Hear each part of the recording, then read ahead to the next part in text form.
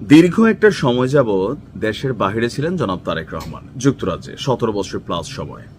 এরপর যখন আওয়ামী লীগ সরকারের পতন হলো, আমরা সবাই ভাবতেছিলাম তিনি কেন আসেন না। এরপর একদিন যখন তারেক রহমান বললেন যে তার আসাটা শুধুমাত্র তার ব্যক্তি ইচ্ছার উপর না, এখানে অনেক কিছু কানেক্টেড, তখন জনগণের মধ্যে মনে হলো যে জনাব তারেক রহমানের কি প্রাণের নিরাপত্তা নিয়ে কোনো রকম ডিস্টারবেন্স আছে, অথবা তিনি কি আসলে নিরাপত্তাহীনতায় ভুগছেন। দেশে এমন কোন মাইকালাল আছে যে তারেক রহমানের উপর হাত দিবে, প্রকাশ্যে হয়তো নাই।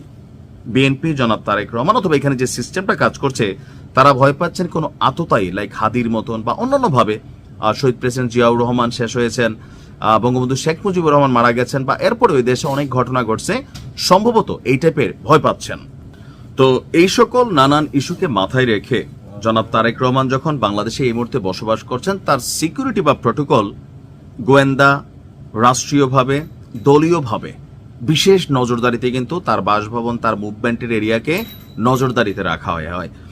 এখন গতকালকে হঠাৎ করে তারেক রহমানের যেই বাসভবন এরিয়া আছে অর্থাৎ গুলশান, ওনার বাড়ির আশেপাশে যে এরিয়াগুলো আছে খুবই নজরদারিতে আছে।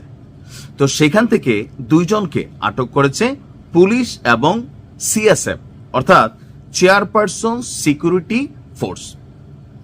এটা সম্ভবত আগে বেগম খালেদা জিয়ার জন্য কাজ করতে এই ফোর্স, এখন জনাব তারেক রহমানের জন্য কাজ করে, তারা আটক করেছে। গতকালকে সকাল 10:50 গুলশানের 196 নম্বর বাসভবনের সামনে থেকে দুইজন ব্যক্তিকে আটক করে। এর মধ্যে একজনের নাম হচ্ছে রুহুল আমিন, বয়স হচ্ছে 46 বছর, আর ওনার বাড়ি কোথায়, নিজেকে চাঁদপুর জেলার মতলব দক্ষিণ উপজেলার বাসিন্দা বলে পরিচয় দিয়েছেন। কারা কারা আছেন, ওনাকে চিনেন কিনা, তবে ছবি টবি আমরা পাই নাই। আচ্ছা, পুলিশের বক্তব্য হচ্ছে ওই ব্যক্তি মানে এই রুহুল আমিন বাসা ও গাড়ির বিভিন্ন দিক থেকে ছবি তুলছিলেন। এখন তারেক রহমানের বাড়ির আশেপাশে গিয়া আপনি ছবি তুলতেছেন, মানে সেলফি না, এরকম একটা আছে না যে সেলফি, ওরকম না, বিভিন্ন দিক থেকে তিনি ছবি তুলতেছিলেন। আর এই বিষয়টি সন্দেহজনক মনে হয়েছে আপনার চেয়ারপারসনের যে সিকিউরিটি ফোর্স আছে, পাশাপাশি পুলিশেরও। আর এই সন্দেহ থাকার কারণে পুলিশ তাকে আটক করে। আটক করার পর তাকে ব্যাপক জিজ্ঞাসাবাদ করা হয়, তারপর তাকে ছেড়ে দেওয়া হয়।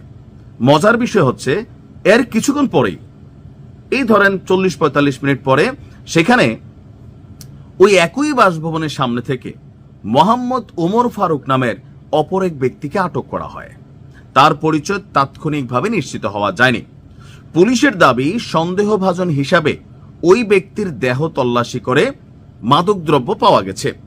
এখন আটক দুইজনের বিরুদ্ধে গুলশান থানায় আইনানুগ ব্যবস্থা প্রক্রিয়াধীন রয়েছে বলে জানিয়েছে পুলিশ। এখন হতে পারে এখানে বিভিন্ন রকম ইস্যু, যে ধরেন হয়তো নর্মালি তারা ছবি তুলছে, এটাও হইতে পারে। তবে যেহেতু তারেক রহমান এই এলাকায় বসবাস করেন, এই বাড়ির আশেপাশে অনেক কিছু, যেখান থেকে ওনার বাড়ি দেখা যায়, বাড়ির ভিতর দেখা যায়, সো প্রত্যেকটা বাড়ির আশেপাশে কিন্তু পুলিশের গোয়েন্দা সেলের, বিএনপির যে সেলগুলো আছে, তারা কিন্তু নজরদারি করছে। সিসি ক্যামেরা তো আছেই।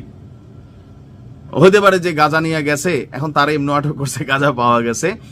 আবার হতে পারে কোনো মোটিভ থাকতেই পারে, কারণ বাংলাদেশে রাষ্ট্রপ্রধানদের পরিণতি এমনই হয়েছে, বা বিভিন্ন সময় যে হাদি বা আরো অনেক কিছু ঘটতেছে এই দেশে।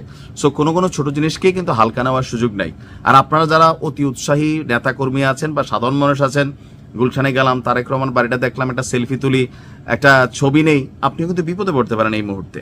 কারণ এই সময়টাতে ওনার নিরাপত্তা ইস্যুটা খুবই গুরুত্বপূর্ণভাবে দেখছে সরকার এবং বিএনপি। আমরা চাই বাংলাদেশে প্রত্যেকে নিরাপদ থাকুক, এটা রাষ্ট্রের দায়িত্ব নিরাপত্তা নিশ্চিত করা। ভালো থাকুন।